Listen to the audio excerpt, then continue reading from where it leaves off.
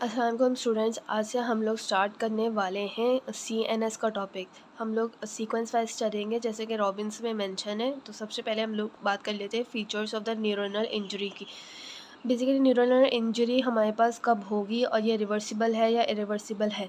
Always remember that the neuronal injury is irreversible. ये irreversible है, ठीक है। एक दफ़ा डैमेज हो गया वो दोबारा सही नहीं हो सकती, क्योंकि न्यूरॉन्स की इंजरी है, ठीक है।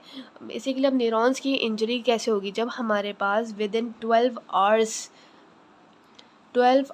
तक जब 12 आवर्स तक हमारे पास हाइपोक्सिक इंजरी रहेगी, डेंड्राइट्स की hypoxic ischemic injury of dendrites, hypoxic ischemic injury of dendrites रहेगी, तो हमारे पास क्या होगा 12 आवर्स तक ये इरिवर्सिबल न्यूरोनल इंजरी करवा देगी।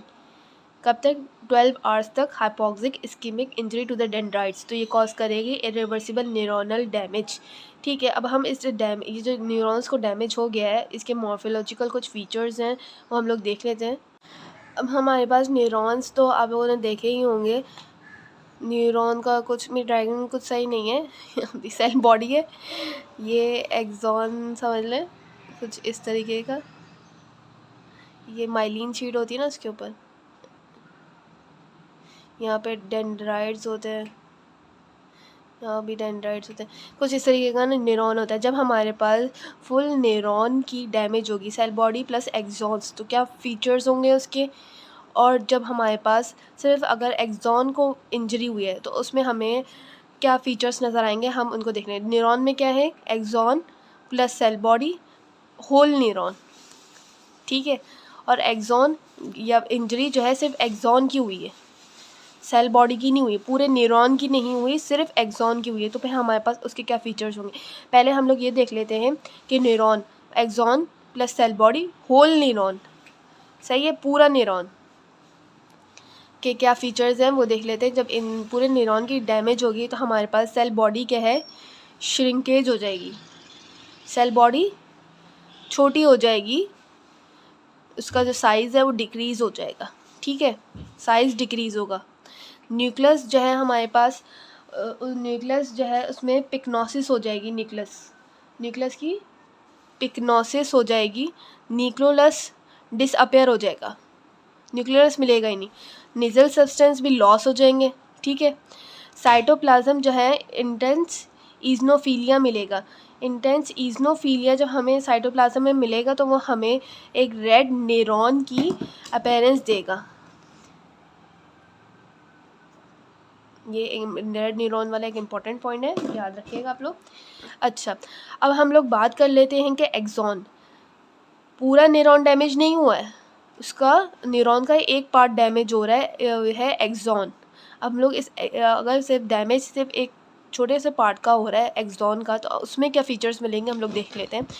उसमें तकरीबन सारे जो फीचर्स हैं मॉर्फोलॉजिकल वो अपोजिट मिलेंगे as compare to the whole neuron, अगर सिर्फ एक पार्ट का डैमेज हो रहा है एक्सॉन का, ठीक है।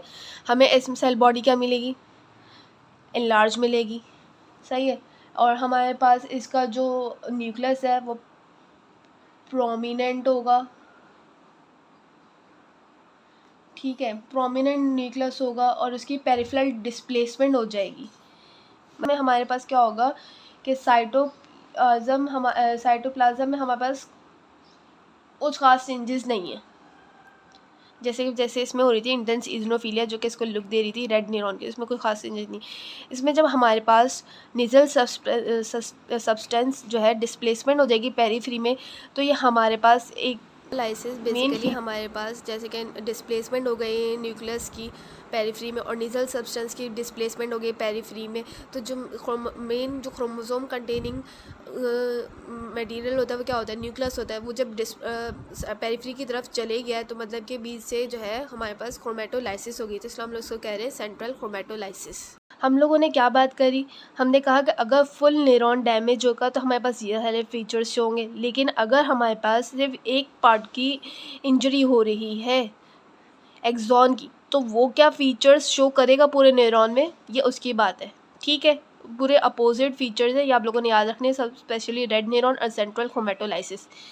अगर हमारे पास एक्यूट इंजरीज़ हो रही हैं तो बेसिकली वो क्या करती हैं, ब्रेन बैरियर को भी ब्रेक डाउन कर देती हैं और वेरिएबल डिग्री के सेरेब्रल एडिमा कॉज करती है। इसके बारे में हम लोग फर्दर टॉपिक में बस इंक्लूजन बॉडीज़ होती हैं, हम लोग उसका जिक्र कर लेते हैं। यहाँ पे सब कुछ इंट्रासेलुलर इंक्लूजन बॉडीज़ हैं, ये भी बहुत इंपॉर्टेंट है, ये एमसीक्यूज़ में पूछी जाती है। बेसिकली इंक्लूजन बॉडीज़ किसी भी इन्फेक्शन की वजह से बन सकती है, अभी किसी डिवीज़ में जो astrocyte oligodendrocytes basically glial cells की इंजरी हो रही है तो ये उसके अंदर एस्ट्रोसाइट्स में बन रही होती है। हम लोग इनकी बात कर लेते हैं। Lipofuscin basically age related inclusion intracellular inclusion bodies होती हैं जो सेनाइल होती हैं और एज बढ़ने के साथ बनती हैं लाइपोफ्यूजन।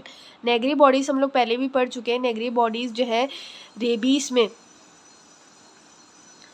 रेबीज़ जो कि डॉग बाइट की वजह से हो जाता है, उसमें हमारे पास नेगरी बॉडीज़ बन रही होती है। ओवल्स आई साइटोमेगालो वायरस की वजह से बन रही होती है। न्यूरोफिब्रिलरी टेंगल्स हमारे पास एल्जाइमर डिजीज़ में बन रही होती है, एल्जाइमर डिजीज़ में, जबकि लिवरी बॉडीज़ हमारे पास पार्किंसन में बन रही होती है। दोनों बहुत इंपॉर्टेंट है, याद रखिएगा, एल्जाइमर और पार्किंसन। काउडरी बॉडीज़ हमारे पास हर्पीस में बन रही होती हैं।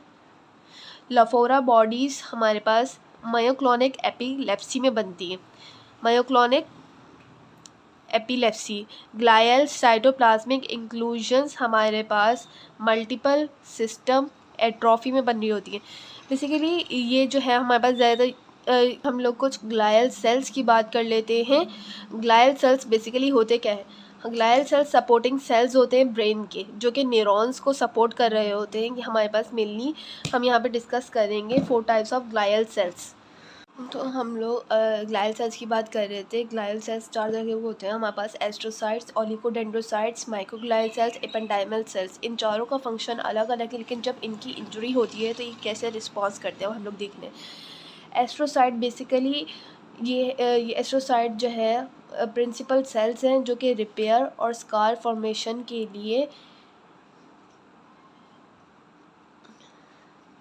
लिए हेल्पफुल होते हैं। जैसे कि हमारे पास पूरी बॉडी में कहीं भी इंजरी होती है तो हमारे पास हीलिंग का काम कौन कर रहे होते हैं? फाइब्रोब्लास्ट। इसी तरह अगर न्यूरॉन्स की कोई इंजरी हो रही होगी, ब्रेन में कोई भी इंजरी हो रही होगी और वो इन्वॉल्व कर होंगे एस्ट्रोसाइट्स को, जो कि सपोर्टिंग सेल्स होते हैं न्यूरॉन्स के, तो वो हमारे पास रिपेयर और स्कार फॉर्मेशन में हेल्प करेंगे। उनका काम क्या है? रिपेयर एंड स्कार फॉर्मेशन का काम है।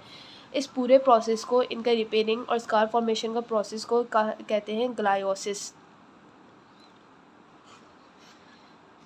ठीक है, जब कोई भी इंजरी होगी एस्ट्रोसाइट्स हाइपरट्रॉफी में भी कर सकते हैं, अपनी हाइपरप्लेजिया भी कर सकते हैं अपनी in the response of the injury. और क्या होता है कि बेसिकली एस्ट्रोसाइट्स का जो न्यूक्लियस है वो इनलार्ज हो जाता है, न्यूक्लियस इनलार्ज हो जाता है और वेजिकुलर हो जाता है। न्यूक्लियोलस जो है प्रोमिनेंट हो जाता है। साइटोप्लाज्म जो है ना एक्सपेंड करके स्टार शेप प्रोजेक्शंस बनाता है, मल्टीपल स्टाउट बनाता है। ये कुछ इस तरीके का ऐसे करके स्टाउट प्रोजेक्शंस बनाना शुरू कर देता है। जब ये प्रोजेक्शंस एस्ट्रोसाइट की बनना शुरू हो जाएंगी तो इसको हम लोग कहते हैं जेमिटोसाइटिक एस्ट्रोसाइट। उस वक्त हम लोग उसको कहते हैं जेमिटोसाइटिक एस्ट्रोसाइट। ठीक है, और जब हमारे पास क्रॉनिक इंजरी है न्यूरॉन्स की और वो चली जा रही है तो क्या होगा? बेसिकली जो इसके फाइबर्स होंगे ना वो एक्सटेंड करना शुरू कर देंगे, एक्सटेंडिंग फाइबर्स होंगे। इसको हम लोग कहेंगे उस स्टेज को हम लोग कहेंगे फिब्रिली एस्ट्रोसाइट्स के। वो फिब्रिली एस्ट्रोसाइट बन चुका है। और जब हमारे पास ये क्रॉनिक चली जा रही है इंजरी और ये सही नहीं हो रही है तो हमारे पास कुछ प्रोटीन्स होते हैं, वो इनके फाइबर्स में आके, ये फाइबर्स हैं, इनके फाइबर्स में आके एक्यूमुलेट होना शुरू कर देते हैं। इन प्रोटीन्स को हम लोग कहते हैं रोसेंथल फाइबर्स। हमने क्या बात करी कि एस्ट्रोसाइट का क्या काम है? रिपेयर और स्कार फॉर्मेशन का काम है। इस पूरे प्रोसेस को हम लोग कहते हैं ग्लायोसिस।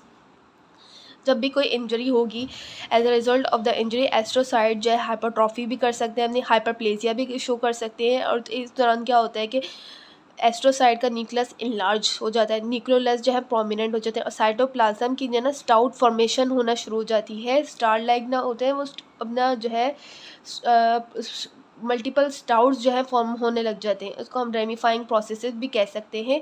इसको जब ये रेमिफाइंग प्रोसेस या स्टाउट फॉर्मेशन साइटोप्लाज्म की हो रही है उस वक्त हम लोग उसको कहेंगे कि ये अब जेमिटोसाइटिक एस्ट्रोसाइट बन चुका है।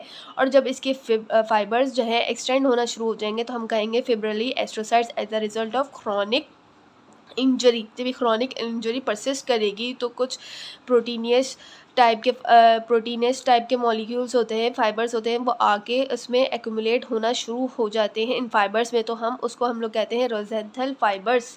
ठीक है, इसके साथ साथ बेसिकली क्या होता है कि हमारे पास ये क्रॉनिक ग्लायोसिस में हो रहा होता है और लो ग्रेड ग्लायोमास जो कि ट्यूमर है उनमें भी हो रहे होते हैं रोजेंथल फाइबर्स आगे जमा होना शुरू। 3 स्टेज आप लोग याद रखनी, जेमिटोसाइटिक एस्ट्रोसाइट, फिब्रिली एस्ट्रोसाइट्स, रोजेंथल फाइबर्स। ये तो हमने बात कर ली एस्ट्रोसाइट की। अब हम लोग ओलिगोडेंड्रोसाइट्स की बात कर लेते हैं। बेसिकली जब भी ओलिगोडेंड्रोसाइट्स की इंजरी होगी, इनका काम क्या होता है? बेसिकली इनका काम होता है कि माइलिन शीट बनाना। ठीक है, माइलिन शीट बनाना।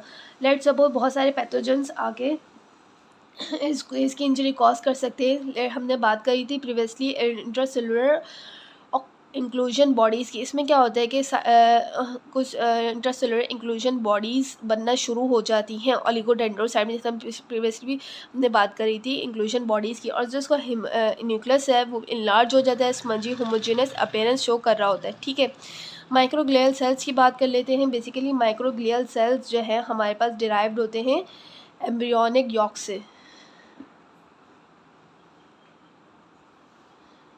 ठीक, यॉक सैक से, जिनका काम ऐसा करते हैं जैसे कि फेगोसाइट्स का काम होता है, phagocytes of the CNS, resident phagocyte का जो काम होता है वो ऐसे काम करते हैं।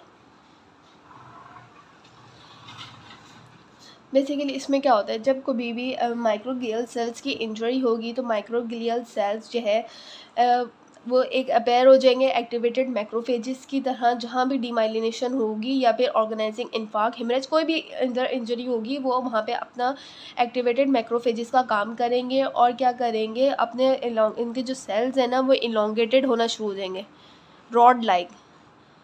इन इलोंगेटेड सेल्स को हम लोग कहते हैं रॉड सेल्स। ठीक है, जब यही रॉड सेल्स जो है इलोंगेट होके टिश्यू इंजरी के पास, यही इलोंगेटेड सेल्स एग्रीगेट होंगे एक जगह जहाँ भी इंजरी है और फॉर्म कर देंगे माइक्रोग्लियल नोड्यूल्स। रॉड सेल्स अकेले अकेले पहले बने इलोंगेटेड, फिर ये जाके टिश्यू इंजरी पे जाके एक्यूमुलेट होना शुरू हो गया, इसको हम कहेंगे माइक्रोग्लियल नोड्यूल्स। ठीक है, और जब यही कलेक्शन जो है हमारे पास फेगोसाइटिक इंजर्ड न्यूरॉन्स के पास मिलेगी तो हम इसको कहेंगे neuronophagia. Microglial cells injury, rod cells की फॉर्म, इलोंगेटेड न्यूक्लियाई हुए, रॉड सेल्स की फॉर्मेशन हुई, एग्रीगेशन ऑफ रॉड सेल्स को हम लोग कहेंगे माइक्रोग्लियल नोड्यूल्स। और यही माइक्रोग्लियल नोड्यूल्स अगर हमारे पास किसी न्यूरोनल इंजरी के पास मिली, इंजर्ड न्यूरॉन के पास मिली, तो हम इसको कहेंगे न्यूरोनोफेजिया। अब हम लोग बात कर लेते हैं इपेंडाइमल सेल्स की। इपेंडाइमल सेल्स हमारे पास बेसिकली वेंट्रिकुलर सिस्टम में मिलते हैं या फिर central canal of spinal cord में लाइन किए हुए मिलते हैं हमें, कि हम central cord of spinal cord. इनका काम क्या होता है, इनके साथ जो हमारे पास क्लोराइड प्लेक्सेस होते हैं कंटिन्यूटी में, जो कि CSF सेरेब्रोस्पाइनल फ्लूइड सीक्रेट कर रहा होता है। वैसे इसको भी सर्टेन पैथोजेंस आगे इन्फेक्ट कर रहे होते हैं, डैमेज कर रहे होते हैं। इसके रिजल्ट में भी इंट्रासेलुलर इंक्लूजन बॉडीज़ बन रही होती हैं, जैसे कि साइटोमेगालोवायरस भी आगे टिपिकल वायरल इन्फेक्शंस आके इन्फेक्ट कर रहे होते हैं। ठीक है।